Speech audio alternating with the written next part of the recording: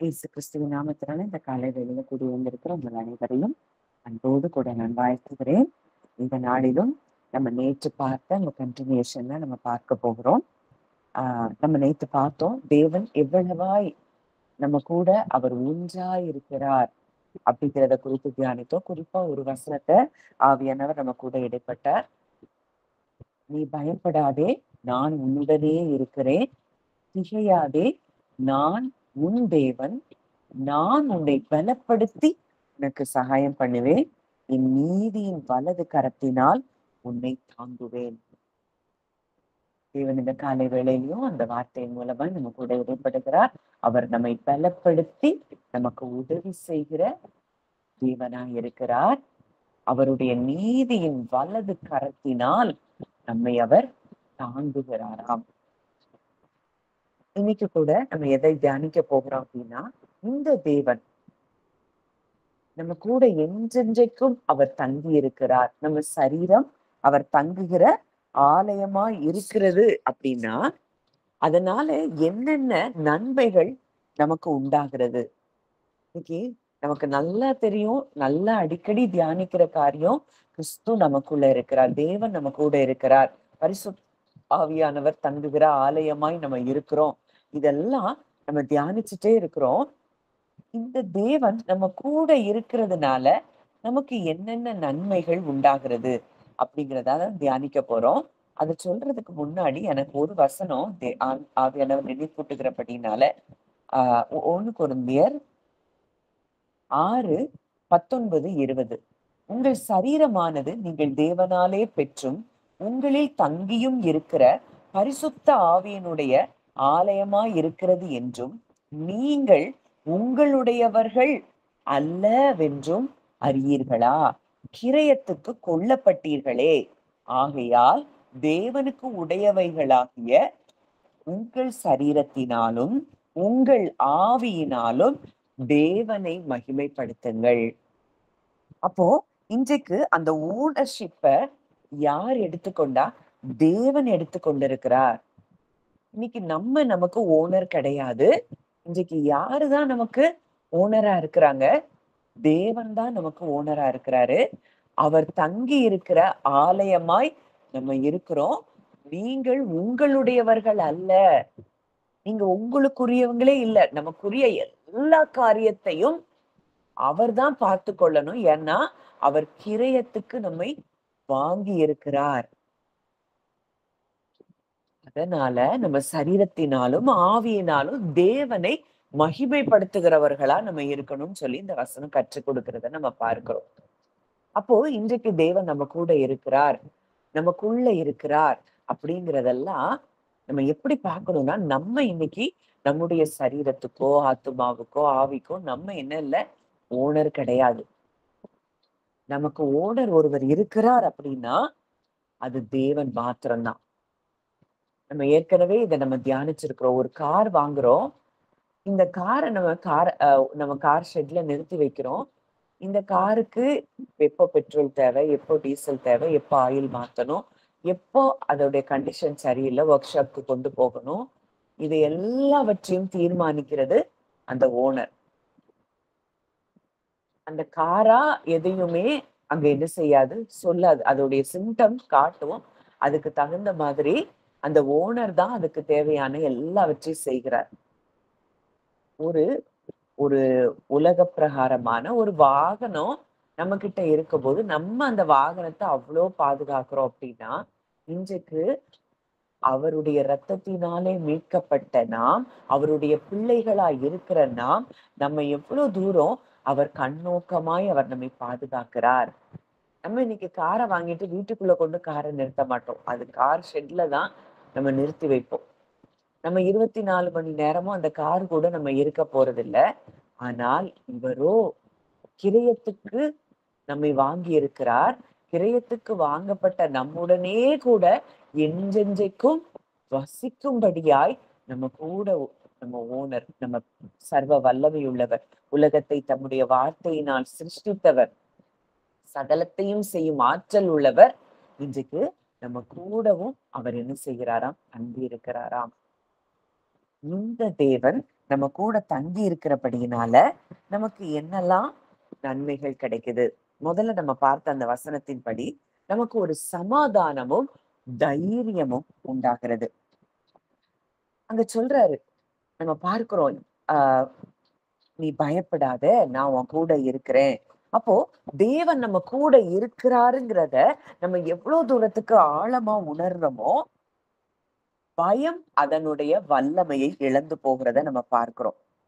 ஒவ்வொரு சூழ்நிலையிலும் தேவன் நமக்கு வெற்றியை கொடுக்கிறத, அவருடைய பிரசன்ஸ் நமக்கு வெற்றியை கொடுக்கிறத நம்ம பார்க்கிறோம். ஆன்டி வாசிக்கிறீங்களா? யோசுவா 1:5-6 வாசி ஆன்டி.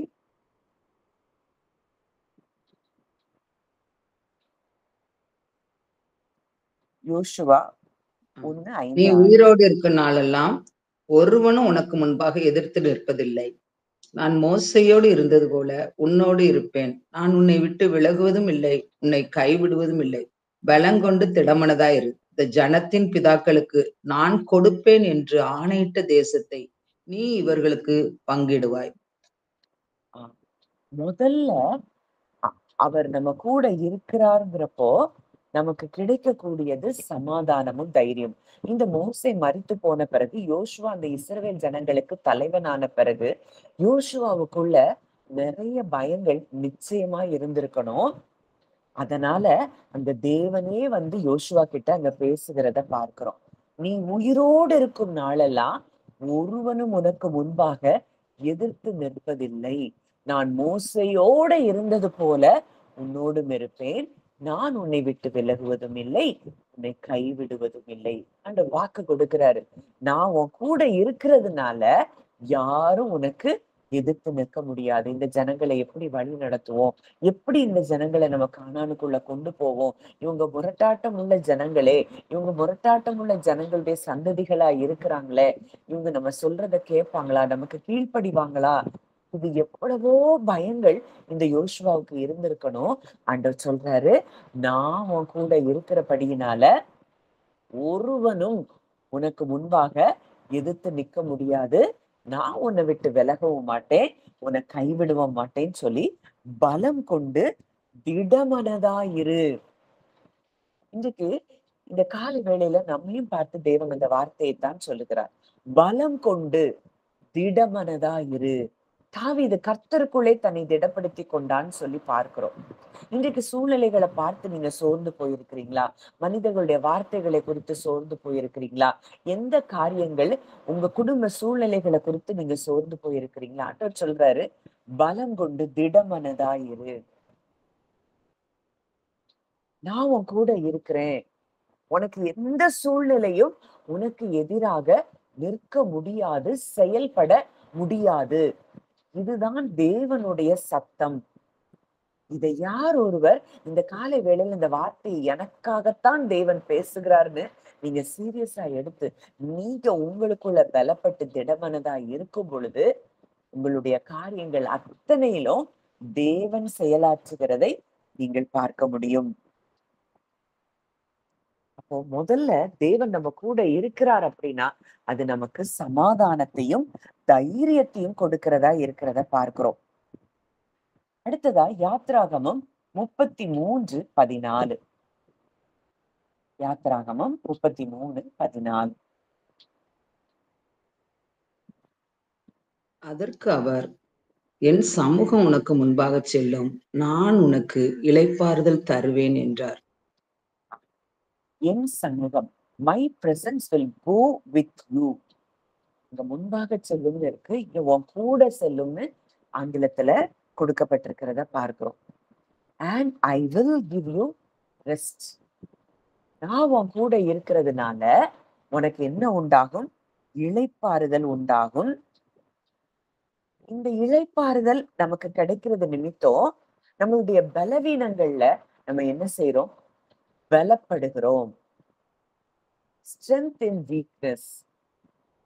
நம்ம சோர்ந்து போய் இருக்கிறோம் அப்படின்னா அவர் பிரசன்ஸ் நம்ம கூட இருக்கிறத எப்போ நம்ம ஃபீல் பண்ண ஆரம்பிக்கிறோமோ அப்போ நமக்கு என்ன உண்டாகிறதாம்? பலன் உண்டாகிறதாம். அங்க மோசே சொல்றாரு, உங்க பிரசன்ஸ் எங்க கூட, நீங்க எங்க கூட வரலன்னா எங்களை இந்த இடத்துல இருந்து நீ கொண்டு போகவே வேண்டாம். அப்போ ஒரு பலன், இந்த தேவன் நம்ம கூட இருக்கிறார் அப்படின்னா, மனிதனுடைய மூளைக்கு அப்பாற்பட்டு ஹியூமன் எபிலிட்டி, அவனால எதை செய்ய முடியும், மனுஷனால இவ்வளவுதான் செய்ய முடியும்னு இருக்கு. ஆனா தேவன் நம்ம கூட இருக்கும்போது அந்த மனுஷனால செய்ய முடியாத காரியங்களையும் செய்யக்கூடிய வல்லமையும் பலனையும் தேவனிடத்துல இருந்து நம்ம பெற்றுக்கொள்றோம். நம்ம ஆத்துமாக்களுக்கு என்ன உண்டாகுதான், இளைப்பாறுதல் உண்டாகிறத நம்ம பார்க்கிறோம். நம்ம ஆத்துமாவுக்கு என்ன உண்டாகுது, இளைப்பாறுதல் உண்டாகிறது. முதல்ல தைரியமும் சமாதானமும் உண்டாகுது. அடுத்தது ஆத்துமாவுக்கு இளைப்பாறுதல் உண்டானது நிமித்தம் நம்ம பலவீனங்கள்ல நம்ம என்ன செய்கிறோமா, பலப்படுகிறோம்.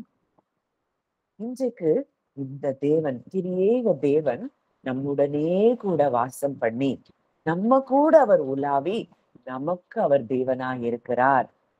நாம் அவர் தங்குகிற ஆலயமாய், வாசஸ்தலமாய் இருக்கிறோம். இத உங்களுடைய மைண்ட்ல இல்ல, உங்களுடைய முழு இருதயத்தோடும் இந்த உண்மையை நீங்கள் அறிந்து கொள்ளும் போது உங்க வாழ்க்கையில சூழ்நிலைகள் எல்லாம் தானாய் மாற ஆரம்பிக்கும். அன்னைக்கு யோசுவா கூட தேவன் இருக்கிறேன்னு அங்க வாக்கு கொடுத்து யாரும் உனக்கு எதிர்த்து நிக்க முடியாதுன்னு சொல்லிட்டாரு. அந்த யோசுவால நீங்க வாசித்து பாத்தீங்கன்னா 3வது அதிகாரத்துல, நான் உன் கூட இருக்கிறேங்கிறத அறியும்படிக்கு இந்த ஜனங்களுக்கு முன்பாக நான் உன்னை என்ன செய்வேன், மேன்மைப்படுத்துவேன்.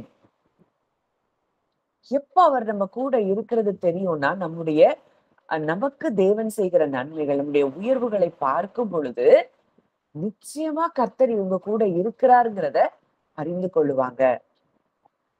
அதே போல அதே நாள்ல அங்க தேவன் அந்த ஜனங்கள் எல்லாருக்கும் முன்பாக யோசுவாவை மேன்மைப்படுத்தினதை நீங்க வாசித்து பார்க்கலாம். அவர் பிரசன்ஸ் நம்ம கூட இருக்கிறப்போ நமக்கு என்ன வருது, தைரியம் வருது, பலவீனங்கள்ல பலன் வருது, சமாதானம் உண்டாகிறது, இளைப்பாறுதல் உண்டாகிறது. இந்த யார் ஒருவர் இருதயத்துல முழு இருதயத்தோடும் இந்த வார்த்தையை நம்ம நம்பணும்னா நம்ம என்ன செய்ய மாட்டோம், பயப்பட மாட்டோம். இந்த தேவன் எனக்காக யாவையும் செய்து முடிப்பார் அப்படிங்கிற ஆணித்தரமான நம்பிக்கையும் விசுவாசமும் நமக்குள் பெருகுகிறத நம்ம பார்க்க முடியும். அடுத்ததா, நம்ம ஒரு நொடி பொழுது கூட நம்ம தனிமையா இல்ல. நம்ம நினைக்கிறோம் நம்ம பிரேயர் டைம்ல நம்ம ஏதோ அவர் கூட இருந்து வேதத்தை மெடிடேட் பண்ற நேரத்துல, அவரை பத்தி சிந்திக்கிற நேரத்துலதான் நம்ம அவர் கூட இருக்கிறதா நினைக்கிறோம். நம்ம நினைத்தாலும் சரி, நினைக்கலனாலும் சரி, எந்த இடத்துலயும் அவர் நம்ம கூட தான் இருக்கிறத நம்ம பார்க்கிறோம். அங்க தாவீது சொல்றாரு, நான் மரண இருளின் பள்ளத்தாக்கிலே நடந்தாலும் பொல்லாப்புக்கு பயப்படேன், தேவரீர் என்னோடு கூட இருக்கிறீர், உமது கோலும் உமது தடியும் என்னை தேற்றும், உமது வார்த்தைகளும் வாக்குத்தத்தங்களும் என்னை தேற்றும். ஏன்னா நீங்க என் கூட இருக்கிறீங்க. அவர் சொல்றாரு, நான் உன்னை விட்டு விலக மாட்டேன், உன்னை கைவிட மாட்டேன். சொன்னவர் யார்? சத்தியம் உள்ள தேவன். அவரால பொய் சொல்ல முடியாதுன்னு பார்க்கிறோம். ஆதி காலம் முதல் பொய்யுரையாத தேவன். அந்த பொய்யுரையாத தேவன் என்ன சொல்றாரு, நான் உன்னை விட்டு விலகுவதும் இல்லை, உன்னை கைவிடுவதும் இல்லை. இதை எவ்வளவு தூரம் நம்ம இருதயத்துல விசுவாசிக்கிறோமோ, நம்ம எவ்வளவு தூரம் நம்ம இருதயத்துல விசுவாசிக்கிறோமோ, நம்ம கூட அவர் எப்படி இருக்கிறார் அப்படிங்கிறத நம்ம அறிந்து கொள்வோம். சங்கீதம் 139 தாவீது இத அவ்வளவு அழகா அறிஞ்சு வச்சிருக்கிறாரு. என்னுடைய உட்காருதல் உமக்கு தெரியும், என்னுடைய எழுந்திருக்குதல் தெரியும், நான் நடந்தாலும் படுத்திருந்தாலும் நீர் என்னை சூழ்ந்திருக்கிறீர், நான் விடியற்காலத்து செட்டைகளை எடுத்து சமுத்திரத்தின் கடையாந்திரங்களிலே போய் தங்கினாலும் அங்கேயும் உமது கரம் என்னை நடத்தும். நான் எங்க போனாலும் நீர் என் கூட இருக்கிறீர். பழைய உடன்படிக்கையின் கீழே இந்த தாவீதுக்கு அந்த ஞானம் இருக்குமானால், அந்த உணர்ந்து கொள்ளுதல் இருக்குமானால், இன்று புது உடன்படிக்கையின் கீழே இயேசு கிறிஸ்துவின் ரத்தத்தாலே கிரியத்துக்கு கொல்லப்பட்டிருக்கிற நாம் இதை எவ்வளவு தூரம் விசுவாசிக்கணும்? ஒவ்வொரு நொடி பொழுதும் அவர் எங்க இருக்கிறாரா? நம்ம கூட இருக்கிறாரா? அவர் நம்மள கைவிடவே. உலகத்துல இருக்கிற மனுஷங்க நமக்கு எவ்வளவோ வாக்குறுதிகளை கொடுப்பாங்க. அப்படி செஞ்சிருவோம், இப்படி செஞ்சிருவோம், எப்போ உங்க கூட இருப்போம், அப்படிலாம் கொடுப்பாங்க. ஆனா அது எல்லாம் நிரந்தரமா இருக்காது. ஆனா இந்த உலகத்தை படைத்தவர் நமக்கு ஒரு வாக்குத்தத்தத்தை கொடுத்திருக்கிறார் அப்படின்னா அதுதான் உண்மை, அதுதான் சத்தியம். அவர் நம்மளை விட்டு விலகவும் இல்லை, நம்மை கைவிடுவதும் இல்லை. அப்போ ஒருவேளை உங்களுக்கு சூழ்நிலைகள் எல்லாம் சாதகமா இல்லாதது போல இருக்கலாம். ஆனா உங்க கூட இன்னைக்கு லிட்ரலா நம்ம ஃபேமிலி மெம்பர்ஸ் இருக்கலாம். ஆனா இவங்க எல்லாரையும் விட பல மடங்கு உங்க கூட க்ளோஸா இருக்கிற ஒரு தேவன் உங்களோடு கூட இருக்கிறார். உங்க சத்தத்தை அவர் கேட்டுட்டே இருக்கிறார். உங்க இருதயம் என்ன பேசுது, அந்த சத்தம் அவருக்கு கேட்டுட்டே இருக்கு. இந்த அளவுக்கு அவர் உங்க கூட என்ன செய்றாரா? க்ளோஸா இருக்கிறாரு. உங்களுடைய ஒவ்வொரு அசைவும் அவருக்கு என்ன செய்யும்? தெரியும். நீங்க நினைக்கலாம், என் சூழ்நிலை எப்படி இருக்கு, இந்த காரியம் இப்படி இருக்கு, என் பிள்ளைங்களுடைய காரியங்கள் இப்படி இருக்கு, இது எல்லாம் நீங்க நினைச்சிட்டு இருக்கிறீங்க. ஆனா உங்களுக்காக, உங்களுக்கு அந்த காரியங்கள்ல ஜெயத்தை தரும்படியாய், விடுதலையை தரும்படியாய் உங்க தேவன் உங்க கூட அவ்வளவு க்ளோஸா இருக்கிறார். எப்படின்னா நம்ம சரீரத்தின் அவயவம் இன்னைக்கு எங்கேயாவது நம்மளை விட்டு கலந்து போகுமானா நிச்சயம் முடியாது. நம்முடைய இருதயமோ, நம்முடைய நுரையீரலோ, நம்முடைய ஸ்டமக்கோ, நம்முடைய கைகளோ, கால்களோ, இதெல்லாம் நம்ம எங்க இருக்கிறோமோ அங்க அதுவும் இருக்கும். நம்ம ஜீவன் பிரிகிற வரைக்கும் இந்த உறுப்புகள் எல்லாம் நம்ம கூட தான் இருக்கும். அப்போ அந்த அளவுக்கு அவர் நம்ம கூட என்ன செஞ்சிட்டாரு? ஒன்றாய் இணைந்திருக்கிறார். அவரையும் நம்மையும் என்ன செய்ய முடியாது? பிரிக்கவே முடியாது. பிரிக்கவே முடியாத ஒரு ஐக்கியத்துக்குள்ள தேவன் இன்றைக்கு கடந்து வந்திருக்கிறார். நம்ம கூட வாழ்ந்து கொண்டிருக்கிறார். இந்த எண்ணங்கள்ல உங்க வாழ்க்கைய நீங்க நிரப்பும் போது நீங்க போகிற இடம் எல்லாம் அது ஜீவ ஊற்று உங்க மூலமாய் கடந்து போகிறத நீங்க பார்க்க முடியும். அவர் என் கூட இருக்கிறார், எனக்குள் இருக்கிறார். என்னுடைய சரீரத்தின் ஒவ்வொரு அவயவங்களுக்குள்ளாகவும் தேவன் வாழ்ந்து கொண்டிருக்கிறார். அவருடைய வெளிச்சம் எனக்குள்ள இருக்குது. அந்த வெளிச்சத்துக்குள்ளதான் நான் இருக்கிறேன். இந்த பூமிக்குரியவைகள் என்னை ஆளுகை செய்ய முடியாது. பூமிக்குரிய காரியங்கள், பயம், வெட்கம், அவமானம், இது எதுவும் என்னை என்ன செய்ய முடியாது?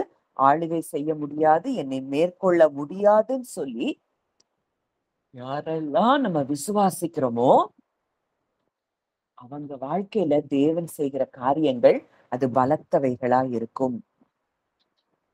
அடுத்ததா நம்முடைய எதிராளி இன்னைக்கு யாரு?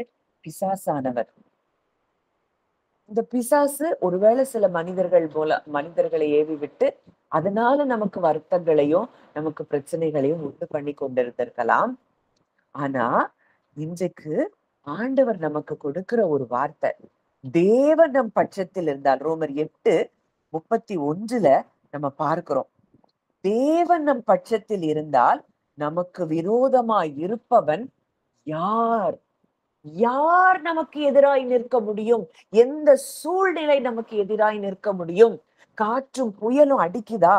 உங்க வாழ்க்கையில அடித்து கொண்டு இருக்குதா? இந்த சூழ்நிலை என்னவாய் மாறும்னு நீங்க பயந்துட்டு இருக்கிறீங்களா? ஆண்டவர் சொல்றாரு, நான் உன் கூட இருக்கிறேன்னா என் பிள்ளையே, உனக்கு எதிராக எதுவும் நிற்க முடியாது. நம்ம முற்றிலும் எப்படி இருக்கிறோமா? ஜெயம் கொள்ளுகிறவர்களா இருக்கிறோம். இந்த சூழ்நிலை உங்களை நிச்சயமாய் ஜெயிக்க முடியாது. நீங்க தான் ஜெயம் பெற்றவர்கள், ஜெயிக்கிறவர்கள், ஜெயம் கொள்ளுகிறவர்கள். ஜெயம் கொள்ளுகிறவர்கள் எல்லாவற்றையும் சுதந்தரித்துக் கொள்வார்களாம். இப்போ மாற வேண்டியது நம்ம மைண்ட் செட் தான். அவர் சொல்றார், தேவன் நான் உன் கூட இருக்கிறேன், உனக்கு எதிராய் ஒன்றும் செயல்பட முடியாது. அன்னைக்கு யோசபாத் ராஜா முற்றிலுமாய் சத்துருக்களால சூழப்பட்ட நிலைமை. ஆனா ஆண்டவர் சொல்றாரு, பயப்படாதே, இந்த யுத்தம் கர்த்தருடையது, இந்த யுத்தம் உங்களுடையது அல்ல.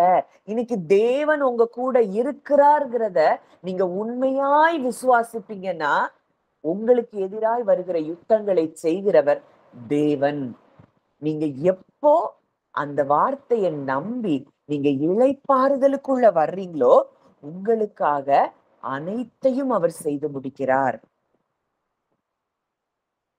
நீங்க யார்கிட்டயும் போய் பேச வேண்டியதில்ல.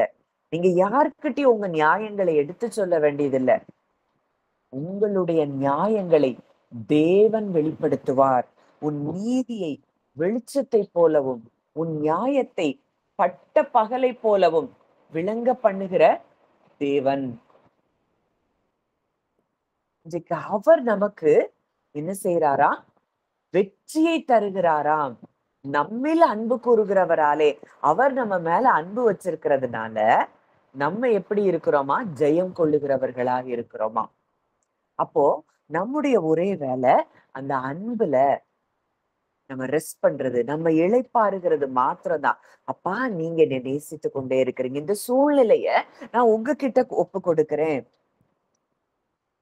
எதுவா இருந்தாலும் நீங்க எனக்கு ஜெயத்தை தருகிறவர். இந்த சூழ்நிலை நிச்சயமா என்னை மேற்கொள்ள முடியாது. நீங்க எனக்குள்ள இருக்கிறீங்க, நான் உங்களுக்குள்ள இருக்கிறபடியினால நான் ஜெயிக்கத்தான் செய்வேன். எனக்கு தோல்விங்கிறது என்னுடைய வாழ்க்கையில கிடையாது. அடுத்ததா நம்ம பார்க்கிறோம், அவர் நம்ம கூட இருக்கிறபடியினால, பரிசுத்த ஆவியானவர் நம்ம கூட இருக்கிறபடியினால நமக்கு சகல சத்தியத்துக்குள்ள அவர் நம்மை வழி நடத்துகிறாராம். நமக்கு தேவ ஞானம் கொடுக்கப்படுது. எந்த காரியத்தை செய்யணும், செய்யக்கூடாது, எந்த பாதையில நம்ம டிராவல் பண்ணணும், யாரு கூட இருக்கணும், இருக்கக்கூடாது, இதை எல்லாவற்றையும் தேவன் நமக்கு என்ன செய்யறாராம்? கற்றுக் கொடுக்கிறாராம். எதை சிந்திக்கணும், எதை சிந்திக்க கூடாது, எதை பேசணும், எதை பேசக்கூடாது, இதை எல்லாவற்றையும் சகல சத்தியத்திற்குள்ளும் நடத்துகிற பரிசுத்த ஆவியானவர் நம்ம என்ன செய்கிறார்? நடத்தி கொண்டிருக்கிறார். நம்ம பவுலினுடைய அந்த மிஷனரி அந்த ஜேர்னிஸ் எல்லாம் நம்ம பார்க்கும்போது, அவருடைய ஒவ்வொரு பிரயாணங்கள்லயும் ஆவியானவர் வழி நடத்துகிறத நம்ம பார்க்கிறோம். எந்த இடத்துக்கு போகணும், எந்த இடத்துக்கு நீ போக வேண்டாம். அப்போ ஒரு தெய்வீக ஞானம், எந்த டைரக்ஷன் நம்ம வாழ்க்கையில முடிவெடுக்கக்கூடிய அந்த டைரக்ஷன்ஸ் எல்லாவற்றையும் இந்த தேவன் நம்ம கூட இருந்து நமக்கு ஆலோசனை கொடுத்து அவர் நடத்துகிறார்.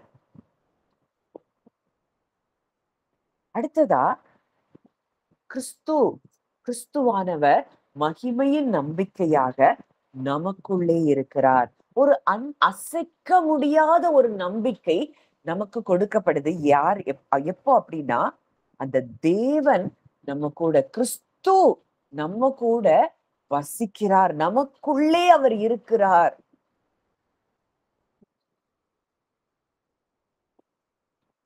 அப்போ அன்றைக்கு ஆதி அப்போஸ்தலர் நாட்கள்ல அவங்களுக்கு எதிராக அத்தனை சூழ்ச்சிகள் நடக்குது. அத்தனை நேரம் அவங்க மாட்டிக்கொள்றாங்க, சிக்கிக் கொள்றாங்க. ஆனா கூட அவங்க எப்பவும் எப்படி இருக்கிறாங்க?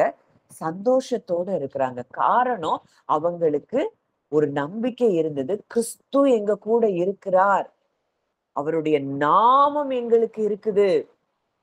பேதுருவும் யோவான் அந்த சப்பானிய எழுப்பும்போது சொல்றாங்க, வெள்ளியும் பொன்னும் எங்களிடத்துல இல்ல. எங்க கிட்ட ஒண்ணு இருக்கு. அது அவ்வளோத்துக்கு அவங்க ரியலா பாக்குறாங்க.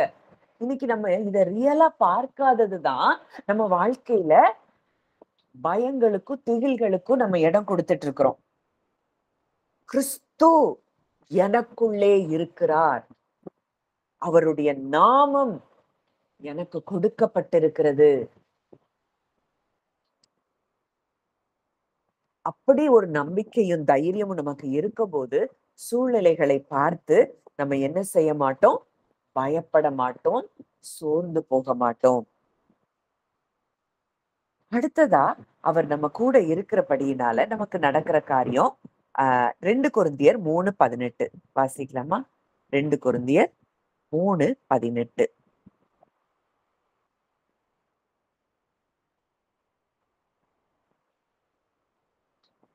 நாம் எல்லாரும் திறந்த முகமாய் கர்த்தருடைய மகிமையை கண்ணாடியில் காண்கிறது போல கண்டு, ஆவியாய் இருக்கிற கர்த்தரால் அந்த சாயலாகத்தானே மகிமையின் மேல் மகிமை அடைந்து மறுரூபப்படுகிறோம்.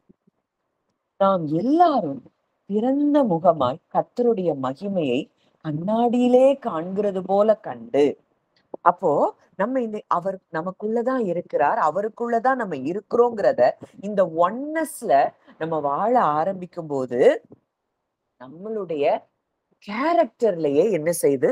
மாற்றம் உண்டாகுது.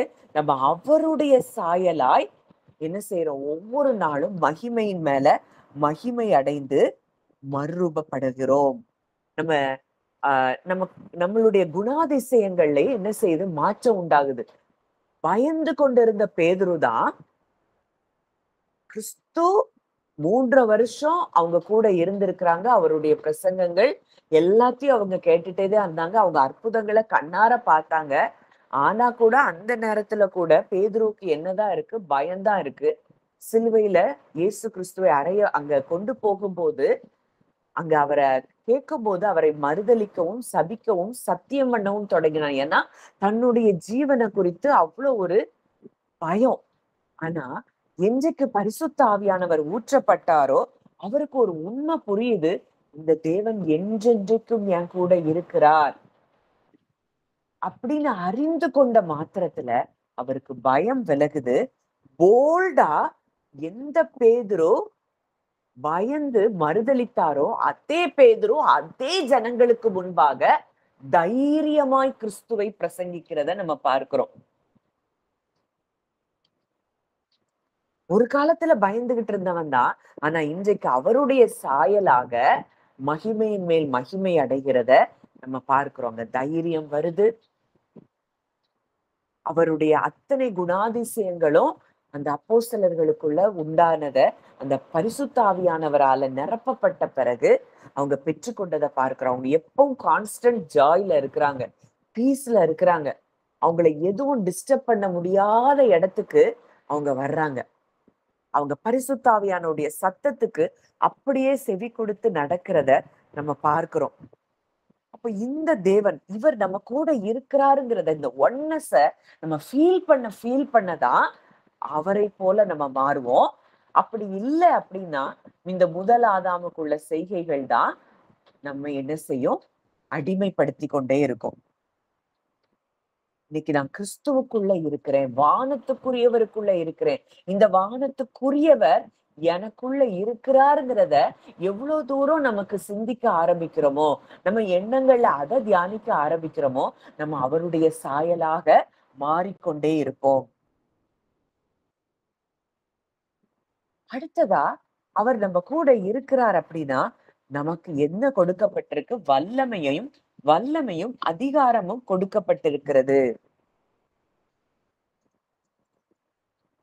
இதோ சர்ப்பங்களையும் தேள்களையும் மிதிக்கவும், சத்துருடைய சகல வல்லமைகளையும் மேற்கொள்ளவும் உங்களுக்கு அதிகாரம் கொடுக்கிறேன்.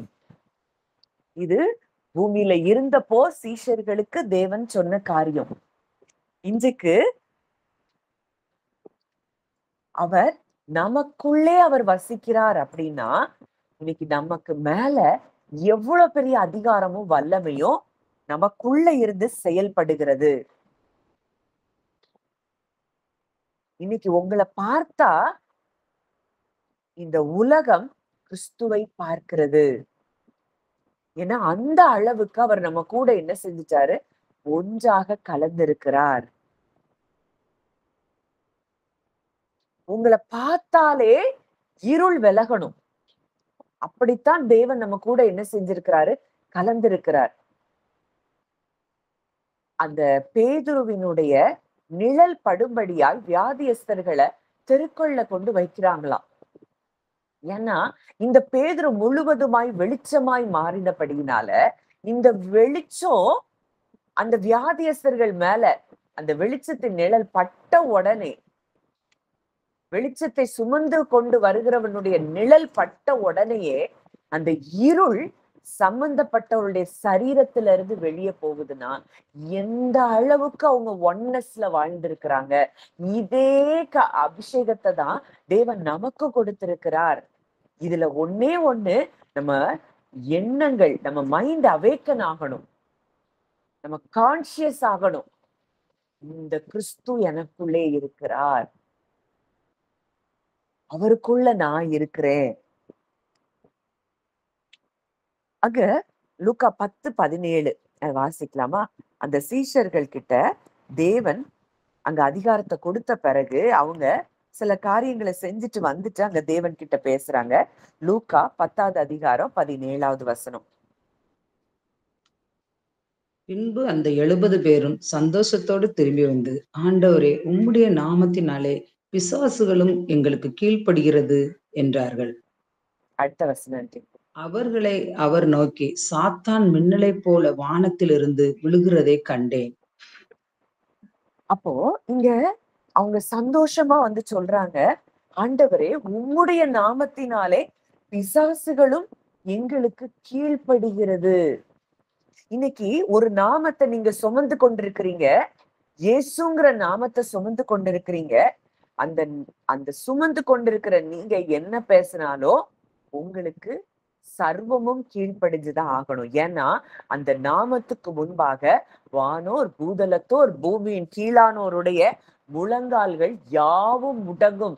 நீங்க சொன்னீங்கன்னா வியாதி கீழ்ப்படிஞ்சுதான் ஆகணும். நீங்க சொன்னீங்கன்னா பிசாசு கீழ்ப்படிஞ்சுதான் ஆகணும். அவங்களுக்கு அது பிரமிப்பா இருக்கு. ஐயோ, பிசாசு எங்களுக்கு கீழ்ப்படுகிறது.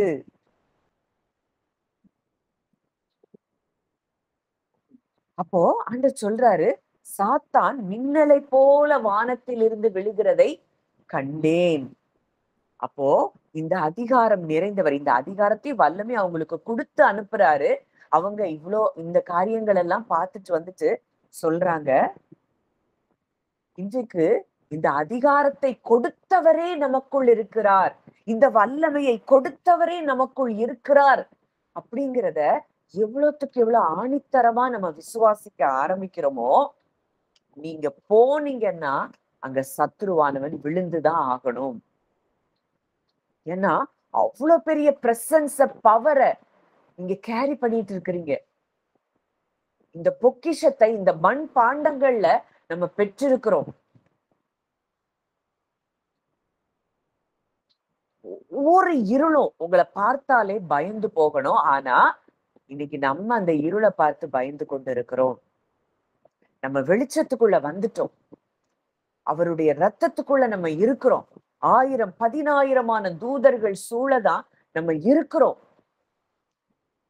இன்றைக்கு அவர் என்றைக்கும் நம்ம கூட அவர் இருக்கிறார். நம்ம கிரயத்துக்கு வாங்கப்பட்டிருக்கிறோம். நீங்க நினைச்சா கூட அவர் உங்களை விட்டு என்ன செய்ய முடியாது, போக முடியாது. அந்த அளவு அவர் உங்க கூட, உங்க மைண்ட்ல வேணா அவர் உங்க கூட இல்லாதது போல நீங்க ஃபீல் பண்ணலாம். ஆனா இன்றைக்கு கிறிஸ்துவுக்குள் நம்ம வந்தோமோ, அன்றிலிருந்து அவர் நம்ம கூட என்ன செய்கிறார், வசித்து கொண்டிருக்கிறார். அடுத்ததா இன்னும் 2 காரியம் தான். தேவன் நம்ம கூட இருக்கிறப்போ நமக்கு நடக்கிற காரியம் என்னன்னா, நம்ம கனிகளை கொடுக்கிறவர்களா இருப்போம். ஆன்ட்டி வாசிங்க யோவான் 15:5. யோவான் 15:5.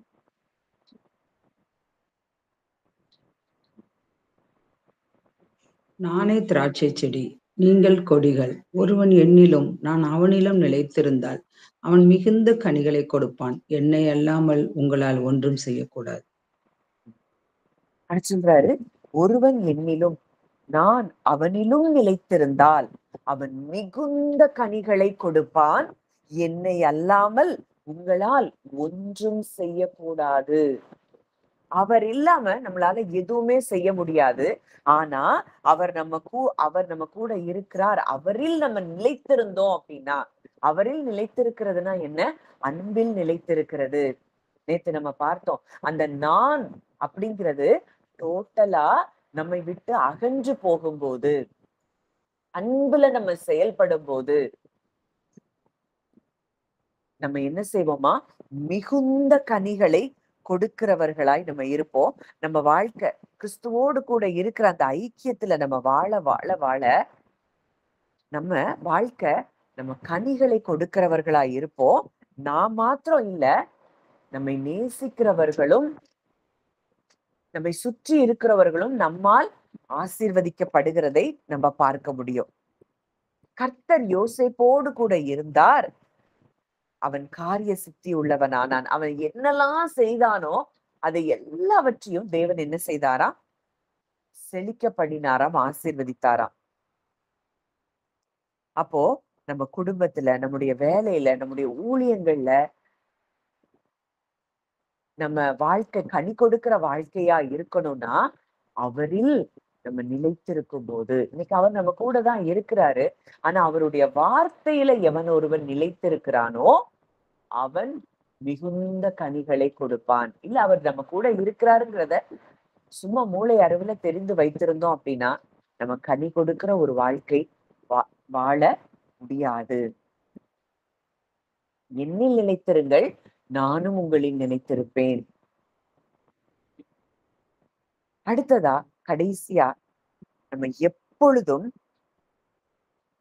அவர் கூட இருக்கிற ஐக்கியத்துல நம்ம என்ன செய்ய முடியுமா? என்ஜாய் பண்ண முடியுமா? 1 யோவான் 1வது அதிகாரம் 3வது வசனம். 1 யோவான் 1:3.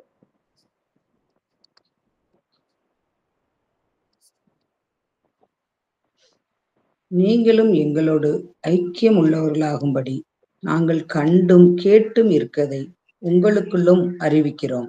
எங்களுடைய ஐக்கியம் பிதாவோடும் அவருடைய குமாரனாகிய இயேசு கிறிஸ்துவோடும் இருக்கிறது. அங்க யோவான் எழுதுறாரு, எங்களுடைய ஐக்கியம், எங்களுடைய யூனியன், எங்களுடைய ஒன்னஸ் பிதாவோடும் அவருடைய குமாரனாகிய இயேசு கிறிஸ்துவோடும் இருக்கிறது. கான்ஸ்டன்டா அவங்க ஒண்ணு அறிஞ்சுட்டே இருந்தாங்க. தேவனுடைய ஐக்கியத்துக்குள்ள நாங்க இருக்கிறோம். அந்த ஐக்கியத்தை யாரும் எதுவும் பிரிக்க முடியாதுங்கிறத அவங்க ஃபீல் பண்ணதுனாலதான் அவங்க சரீரத்தை கூட யாரும் தொட முடியல. எங்க ஐக்கியம் பிதாவோடும் இயேசு கிறிஸ்துவோடும் இருக்கிறதுங்கிறத அறிஞ்சிருக்கிறபடினால அவங்க வானத்துக்குரியவர்களாகவே செயல்படுறத நம்ம பார்க்கிறோம். அவங்க உடம்ப எண்ணெய் சட்டிக்குள்ள போட்டு கொதிக்கிற எண்ணெயில போட்டா கூட அந்த சரீரத்தை ஒண்ணும் செய்ய முடியல. ஏன்னா அவங்க வானத்துக்குரியவர்கள். நாங்க அந்த ஐக்கியத்துலதான் நாங்க இருக்கிறோங்கிறத அவங்க என்ன செஞ்சு வச்சிருந்தாங்க? ஆழமாய் அறிந்து வைத்திருந்தார்கள். இன்னைக்கு நமக்கு எல்லாம் வருது, எல்லாத்தையும் நமக்குள்ள விட்டுட்டோம் அப்படின்னா நமக்கு என்ன வருது? பயம் வருது, கவலை வருது. ஆனா இவங்க எதையுமே அவங்க மைண்டுக்குள்ள கொண்டு போகல. ஒண்ணு அவங்க கான்ஸ்டன்டா என்ஜாய் பண்ணிட்டே இருந்தாங்க, அவருடைய பிரசன்ஸ். அந்த ஒன்னஸ் வித் காட், அதுதான் இஸ் தி ஹையஸ்ட் ஜாயா. இருக்கிறதுலே உலகத்திலேயே பெரிய சந்தோஷம் அந்த தேவனோடு கூட நாம் இருக்கிறோங்கிற அந்த எண்ணங்கள், அந்த கான்சியஸ், அந்த இருதயத்துல அதை நம்ம ஆணித்தரவா விசுவாசிக்கிறது தான் உலகத்திலேயே பெரிய சந்தோஷம். அதனாலதான் தாவீது சொல்றாரு, உம்முடைய சமூகத்தில் ஆனந்தம், உம்முடைய வலது பாரிசத்தில் நித்திய பெருமை. நான் எதை குறிச்சும் பயப்பட வேண்டாம். உங்க பிரசன்ஸ்குள்ள நான் இருக்கிறேன். இந்த இந்த ஏன் இது ஹையஸ்ட் ஜாயா சொல்லப்படுது அப்படின்னா, எப்பவும் பிதா குமாரன் பரிசுத்த ஆவியானவர் நம்ம நேசிச்சுட்டே இருக்கிறாங்கங்கிற ஒரு இடத்துக்கு நம்ம இருதயம் என்ன செஞ்சிருது, வந்துருது.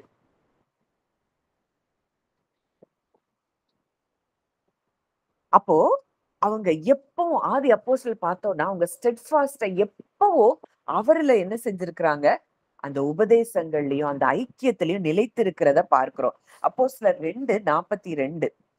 அப்போஸ்தலர் 2:42.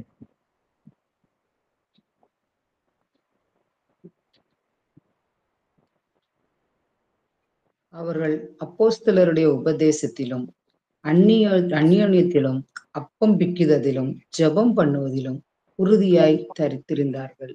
47. தேவனை துதித்து ஜனங்கள் எல்லோரிடத்திலும் தயவு பெற்றிருந்தார்கள். ரட்சிக்கப்படுகிறவர்களை கர்த்தர் அனுதினமும் சபையில் சேர்த்து கொண்டு வந்தார். அந்த 42வது வசனம் சொல்லுது, அவங்க அப்போஸ்தலருடைய உபதேசத்திலும். அப்போஸ்தலர்கள் என்ன உபதேசிச்சாங்க? நீங்க வாசிச்சு பாருங்க. அந்த அப்போஸ்தலருடைய உபதேசமே தேவன் உங்க கூட இருக்கிறார், அவர் உங்க பக்கத்துல இருக்கிறாரு, அவர் எப்பவுமே உங்க கூட இருக்கிறார். அந்த பரிசேயர் சதுசேயருக்கு பேசும்போதுதான் அவங்க கொஞ்சம் என்ன செய்யறாங்க, அவங்க கடிந்து பேசுறத நம்ம பார்க்கிறோம். இந்த தேவனை நீங்க கொலை செஞ்சிட்டீங்க, ஆனா அவரோ மரித்து உயிர் தெழுந்து இன்றைக்கு அவர் நம்ம கூட இருக்கிறார். இந்த அப்போஸ்தலருடைய உபதேசத்திலும் அந்நியோன்யத்திலும் அப்பம் பிட்குதலிலும் ஜெபம் பண்ணுதலிலும் உறுதியாய் தரித்திருந்தார்கள்.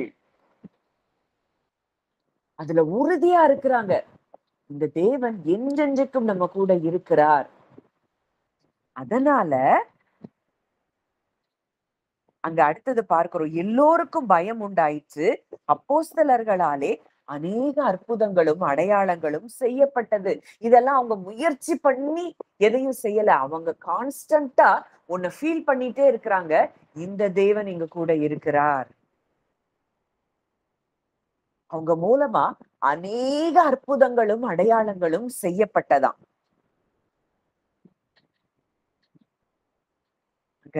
அடுத்ததா 46ல பார்க்கிறோம், தேவாலயத்தில் அவர்கள் அனுதினமும் தரித்திருந்து ஒருமனப்பட்டவர்களாய் தேவாலயத்தில் தரித்திருந்து வீடுகள் தோறும் அப்பம் பிட்டு மகிழ்ச்சியோடும் கபடமில்லாத இருதயத்தோடும் போஜனம் பண்ணி, அப்படியே கிறிஸ்துவின் சாயலை அவங்க என்ன செஞ்சிருக்காங்க, தரித்து கொண்டவர்களாய் மாறி இருக்கிறாங்க. எல்லாருக்கும் பொதுவா வச்சு அவங்க அதை அனுபவிக்கிறாங்களாம். காணியாட்சிகளையும் ஆஸ்திகளையும் அந்த அளவுக்கு அவங்க கிரைஸ்டோடைய ஒன்னஸ அவங்க ஃபீல் பண்றாங்க. அந்த சந்தோஷம் தான் அவங்களுக்கு பெருசா இருந்தது. மகிழ்ச்சியோடும் கபடமில்லாத இருதயத்தோடும் போஜனம் பண்ணி தேவனை துதித்து ஜனங்கள் எல்லாரிடத்திலும் தயவு பெற்றிருந்தார்கள். ரட்சிக்கப்படுகிறவர்களை கர்த்தர் அனுதினமும் சபையில் சேர்த்து கொண்டு வந்தார். இது இங்கிலீஷ்ல, and great grace was upon them all. பெரிய கிருபை அவங்க எல்லார் மேலயும் இருந்தது.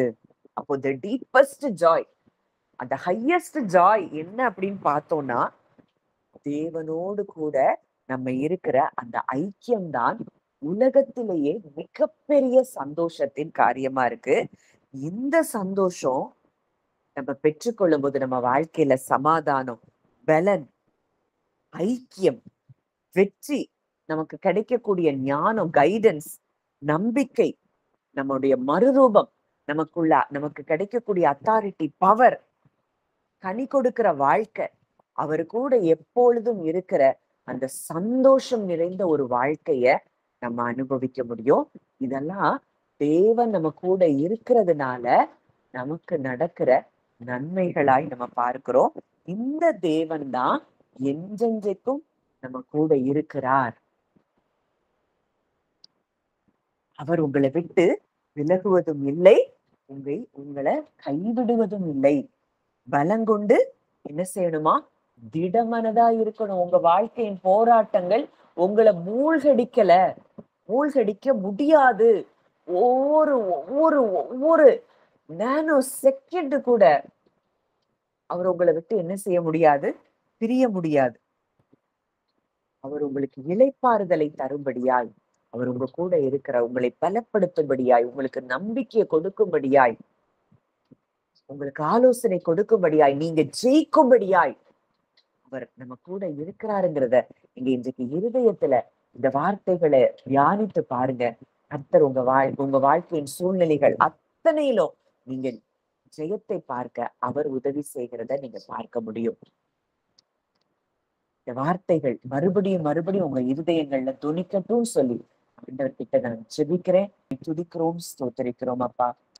இந்த நல்ல நாளிலும் எங்களோடு கூட இடைப்பட்ட உங்களுடைய வார்த்தைகளுக்காக நாங்கள் நன்றி செலுத்துகிறோம்.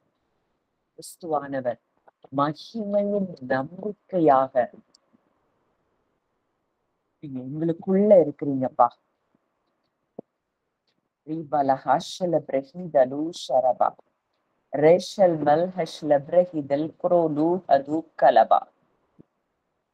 அப்பா, எங்களுடைய சரீரத்துல நீங்க வாசம் பண்ணி கொண்டிருக்கிறீங்கப்பா. ஆவியானவர் தங்குகிற ஆலயமாய் நாங்க இருக்கிறோம். இவ்வளோ பெரிய தேவன் நீங்க கூட நீங்க இருக்கிறீங்கன்னா, இன்னைக்கு எங்க வாழ்க்கையின் பிரச்சனைகள் அனைத்தையும் உங்ககிட்ட நாங்க ஹேண்ட் ஓவர் பண்றோம்ப்பா. எந்த சூழ்நிலையிலும் எங்களை கைவிடாத தேவன், எங்களை விட்டு விலகாத தேவன் எங்க கூட இருக்கிறீங்க. எங்க கூட ஒன்னா நீங்க கலந்து இருக்கிறீங்கப்பா. செலுத்துகிறோம். கண்ணை இமை காக்கிறது போல தேவன் எங்களையும், எங்களுக்காக எங்களை சார்ந்திருக்கிற, எங்களை நேசிக்கிற எங்கள் குடும்பத்தின் மக்கள் ஒவ்வொருவரையும் பாதுகாக்கிற கிருபைக்காக நன்றி செலுத்துகிறோம். எங்களுக்காக நீர் உங்களுடைய தூதர்களை திரளாய் அனுப்பி இருக்கிறதற்காக நாங்கள் நன்றி செலுத்துகிறோம் அப்பா. எங்களுக்கு நீர் இளைப்பாறுதலை கொடுக்கிறபடியினால் அப்பா, விதைக்கப்பட்ட இந்த வார்த்தைகள் ஆண்டவரே 1000 மடங்கு பலன் தரணும்பா. இங்க வந்திருக்கிற ஒவ்வொருவருக்கும் இந்த கிருபையை நீங்க தாங்க. தேவன் என் கூட இருக்கிறார், அவர் எனக்குள்ளே இருக்கிறார். இந்த ஜாயில நாங்க ஒவ்வொரு நொடி பொழுதும் நாங்க வாழ எங்களுக்கு நீங்க உதவி செய்யுங்க. சீஷர்கள் சந்தோஷத்தினாலும் பரிசுத்தாவியினாலும் நிரப்பப்பட்டார்கள்னு சொல்லி இருக்குதுன்னா, இன்றைக்கு அந்த பரிசுத்தவான்களுடைய சுதந்திரத்துலதான் நாங்களும் அதை ஷேர் பண்றோம்ப்பா. நாங்களும் இந்த நாள்ல இருந்து சந்தோஷத்தினாலும் பரிசுத்த ஆவியினாலும் நாங்க நிரம்பப்படுகிறோம் அப்பா. இந்த பூமிக்குரியவைகள் எல்லாவற்றையும் நாங்க களைஞ்சு போடுறோம். அவங்க அப்படி, இவங்க அப்படி, இவங்க இப்படி நினைக்கிறாங்க, இவங்க இப்படி என்னைய பாக்குறாங்க, இவங்க என்னை இப்படி சொல்றாங்க. தாட்ஸ் அத டோட்டலா உங்ககிட்ட சரண்டர் பண்றோம். இது எல்லாம் அந்த நான்கிற இடத்துல இருந்து வந்ததுப்பா. இந்த நான் அது முற்றிலுமா எங்களை விட்டு அது வேரோடு அது அகன்று போகும்படியா ஒருவருக்காக நாங்கள் ஜெபிக்கிறோம் அப்பா. அப்பா, இங்க வந்திருக்கிற ஒவ்வொருவரையும் நீர் பலப்படுத்தி கொண்டு இருக்கிறது. உங்க பிரசன்ஸ் அவங்க கூட எப்பவும் இருக்குது. நிலைப்பாறுதல், சமாதானம், சந்தோஷம், சுகம், இது எல்லாம் ஒரு பேக்கேஜா இதுக்குள்ள நீங்க வச்சிருக்கிறீங்கப்பா. இதுக்கு தேவன் எங்க கூட இருக்கிறார் அப்படிங்கிறதுதான். உலகத்திலேயே எவ்வளவு வெள்ளி பொண்ணு எவ்வளவு இருந்தாலும் உலகத்தின் விலை உயர்ந்த ஒரு காரியம், சந்தோஷமான ஒரு காரியம், இன்றைக்கு அண்ட சராசரங்களை உருவாக்கின தேவன் என் கூட இருக்கிறார், எனக்குள்ளே இருக்கிறார்.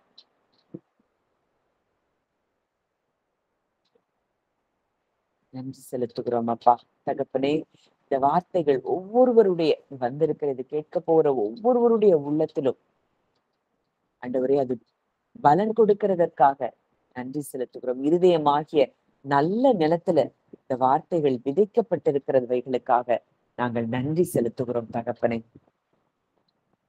அப்பா, உம்முடைய கரங்களுக்குள்ளே எங்களை தாழ்த்தி ஒப்பு கொடுக்கிறோம். எல்லா நெகட்டிவ் தாட்ஸ உங்ககிட்ட நாங்க கொடுத்துட்டோம். நீங்க சொன்ன வார்த்தை, யுத்தம் கர்த்தருடையது, நீங்கள் சும்மா இருப்பீர்கள்.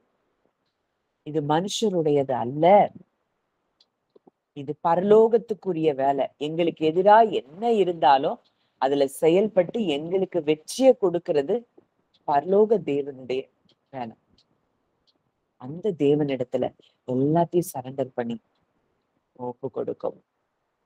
நல்ல தகப்பனே, நன்றியோடு உண்மை துதிக்கிறோம், ஸ்தோத்தரிக்கிறோம். அப்பா ஆண்டவரே, நீங்க என்றென்றைக்கும் எங்க கூட நீங்க தங்கி இருக்கிறபடியினால் நன்றி செலுத்துகிறோம். உங்க பிரசன்ஸ் எங்களை எப்பொழுதும் மூடி இருக்கிறபடியினால் நன்றி செலுத்துகிறோம். அப்பா, பூமி கோப்பாய் உலகத்துக்கு வெளிச்சமாய் நீங்க வச்சிருக்கிறீங்க. நாங்களும் விரும்புறோம், நாங்க போற இடத்துல எல்லாம் இருள் தானாய் விலகி போகணும்ப்பா.